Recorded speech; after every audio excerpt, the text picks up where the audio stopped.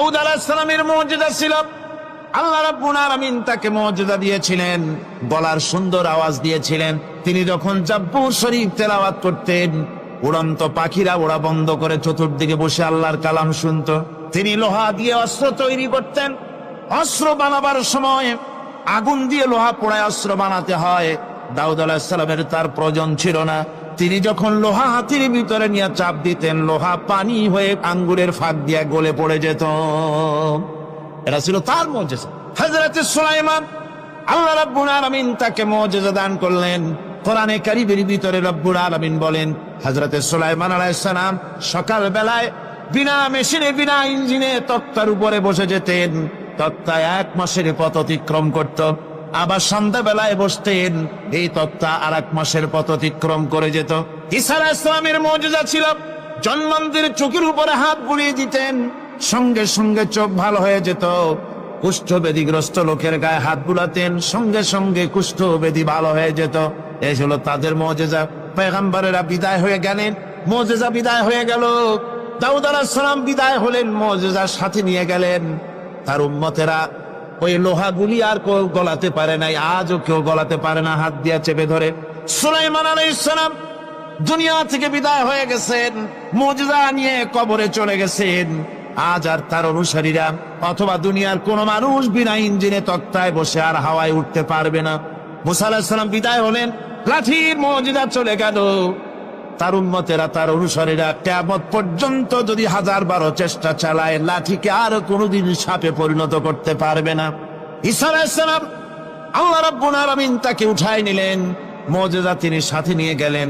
আজ তার কোটি কোটি শত শত কোটি উম্মতেরা দুনিয়ায় যারা তার উম্মত দাবি করে, খ্রিস্টানেরা, হাজারো যদি চেষ্টা চালায়, তবুও জন্মান্ধের চোখের উপরে হাত বুলিয়ে চোখ আর ভালো করতে পারবে না। কুষ্ঠব্যাধিগ্রস্ত লোকের গায়ে হাত বুলিয়ে কুষ্ঠব্যাধি ভালো করতে পারবে না।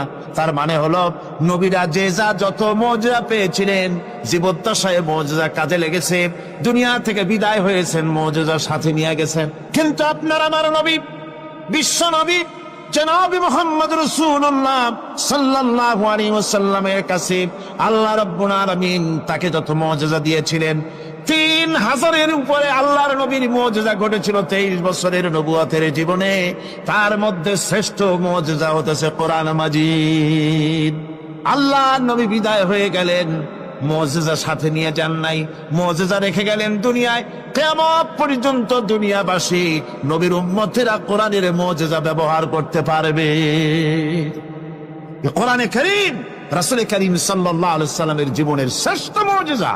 মানুষ পাগল হয়ে গেছে কোরআন শুনে। সুতরাং এই কোরআনের বৈশিষ্ট্য সকল দিক থেকে এক অপূর্ব একটি কিতাবে পরিণত করেছে, যা মানুষকে চিরকাল বিস্ময় হতবাক করে দিয়েছে। কোরআনের আরেকটি বৈশিষ্ট্য হচ্ছে, এই কোরআন এক সময় নাজিল হয় নাই। 30 পারা কোরআন শরীফ একসাথে নাজিল হয়েছে না, কোরআন নাজিল হয়েছে আস্তে আস্তে, ধীরে ধীরে। কত বছর লাগলো? 23 বছরেরও কিছু বেশি সময় ধরে কোরআন ধীরে ধীরে রাসূল কারীম সাল্লাল্লাহু আলাইহি ওয়াসাল্লামের কাছে অবতীর্ণ হয়েছে। এমনটি আর কোনো কিতাব হয়নি, যা আর কোনো ধর্মগ্রন্থ যারা অন্যরা দাবি করে, এরকম হয়নি। কোরআনে কারীমের আরেকটি বৈশিষ্ট্য হচ্ছে, যখন কাগজ ছিল না, ছাপাখানা ছিল না, এমনকি টেপ রেকর্ডার ছিল না, তখনকার নাজিলকৃত কিতাব যেভাবে নাজিল হয়েছিল সেইভাবে আজ পর্যন্ত অবিকল টিকে আছে, টিকে থাকবে ইলা ইয়াউমিল কিয়ামah। কিয়ামত পর্যন্ত কোরআনে কারীমের এই অকৃত্রিম অবিকৃত অবস্থায় কোরআনে কারীমের এই শান, এই বরকত টিকে থাকবে। এই জন্য কোরআন শরীফ হচ্ছে এই পৃথিবীর মহাবিশ্বের মহাবিশ্ব।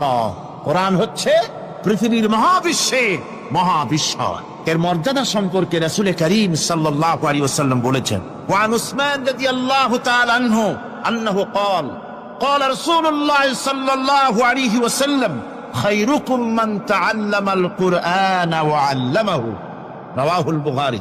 আল্লাহর নবী বলেন, তোমাদের মধ্যে সর্বোত্তম ব্যক্তি সেই, তোমাদের ভিতরে ভালো ব্যক্তি, উত্তম ব্যক্তি সেই, যে ব্যক্তি নিজে কোরআন শেখে আর অন্যকে শেখায়। কোরআন যে শেখে আর অন্যকে যে শেখায়, সেই ব্যক্তি হলো তোমাদের মধ্যে সর্বোত্তম ব্যক্তি, ভালো ব্যক্তি। সুবহানাল্লাহ পড়েন। কোরআন